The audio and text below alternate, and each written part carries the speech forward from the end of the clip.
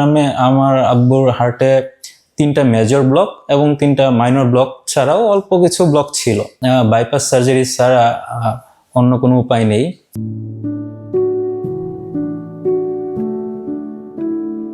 আমার বাবার বুকে ব্যথা হয়। বুকে ব্যথা হওয়ার পরে আমরা ইসিজি করাই। ইসিজি করার পরে জানতে পারি এবং ইকো করাই। ইকো করানোর পরে জানতে পারি যে কিছু প্রবলেম আছে হার্টে।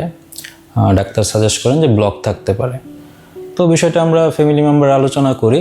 তারপর ওইখান থেকে জানতে পারি যে আমার বড় ভাইয়ের পরিচিত একজনের ফ্রেন্ডের বাবা এখানে ওপেন হার্ট সার্জারি করাইছে এবং উনি বললো যে এই হাসপাতালে জাপানিজ ডাক্তাররা আছেন, ওনাদের রিভিউটা খুব ভালো ছিল। তো আমরা যেহেতু এনজিওগ্রাম করতে ডাক্তার সাজেস্ট করছে, তো আমরা এখানে চলে আসি। এখানে চলে এসে আমরা কার্ডিওলজিস্ট খায়ের স্যারকে দেখাই। তো স্যারের ব্যবহার খুব ভালো ছিল এবং স্যার বেশ সময় নিয়ে আমাদের কথাবার্তা শুনেছেন। শোনার পরে স্যার এনজিওগ্রাম সাজেস্ট করেন। সাজেস্ট করার পরে আমরা দুপুর 12টার দিকে ভর্তি হই। স্যার কিছু পরীক্ষা নিরীক্ষার পর 3টার দিকে এনজিওগ্রাম শেষ করে আমাদের ডাকে। আমরা গিয়ে দেখি যে ওখানে অনেকজন ডাক্তার আছেন। ডক্টর ইশিবাশী স্যারও এখানে ছিলেন, মামিকা ম্যাম ছিলেন। তো ওনারা আমাদেরকে সাজেস্ট করলেন এবং বুঝালেন।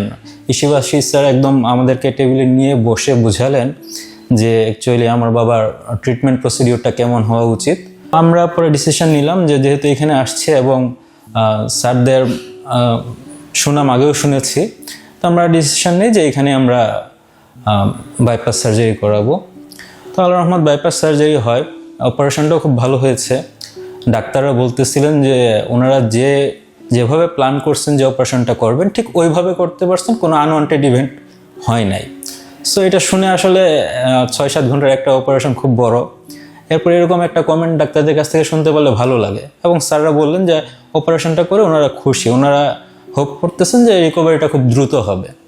তো আলহামদুলিল্লাহ আমার আব্বুর ডায়াবেটিস ছিল না এবং উনি কিছুটা শুকনোই বলা যায়। তো ওনার রিকভারিটাও ভালো হয়েছে। তবে কিছু কমপ্লিকেশন অপারেশনের পরে হয়।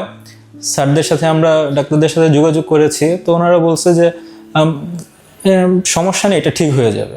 তো আলহামদুলিল্লাহ এখন আব্বু সুস্থ আছে। এই আজকে রিলিজ নিয়ে চলে যাচ্ছি, 7 দিন পর চেক আপের জন্য আসবো। আর যদি হাসপাতাল পরিবেশের কথা বলতে হয়, আমি আসলে বেশ কিছু হাসপাতালে গিয়েছি। কিছুদিন আগে উত্তরার কয়েকটি হাসপাতালে গিয়েছি। পরিষ্কার পরিচ্ছন্নতার দিক দিয়ে আমার মনে হয় না শিব হাসপাতালের চেয়ে ভালো হাসপাতাল আমি দেখেছি। আর এখানে যারা প্রফেশনাল আছেন, ডাক্তার, নার্স বা অফিসিয়ালস যারা আছেন, ইভেন সিকিউরিটি গার্ড যারা আছেন, ওনারা খুবই হেল্পফুল।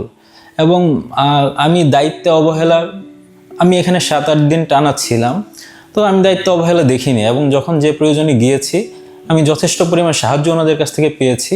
আমি ওনাদের কাছে গ্রেটফুল। তো আমি সাজেস্ট করব যে আপনারা আমার কথা শুনে নয়, যদি আপনারা আসেন, দেখেন, ডাক্তারদের রিভিউ শুনেন বা অন্যদের কাছ থেকে শুনেন, ডাক্তারদের সাথে কথা বলেন। কথা বলে যদি আপনার মনে হয় যে না এখানে ভালো, পরিবেশটা ভালো, ডক্টররা ভালো, তাহলে আপনি এখানে ট্রিটমেন্ট নিতে পারেন। সো মোটের উপর আমি বলবো যে অ্যাকচুয়ালি আমি প্লিজড এখানে চিকিৎসা সেবা নিয়ে, ওনাদের ব্যবহারে। I recommend this hospital. Thank you.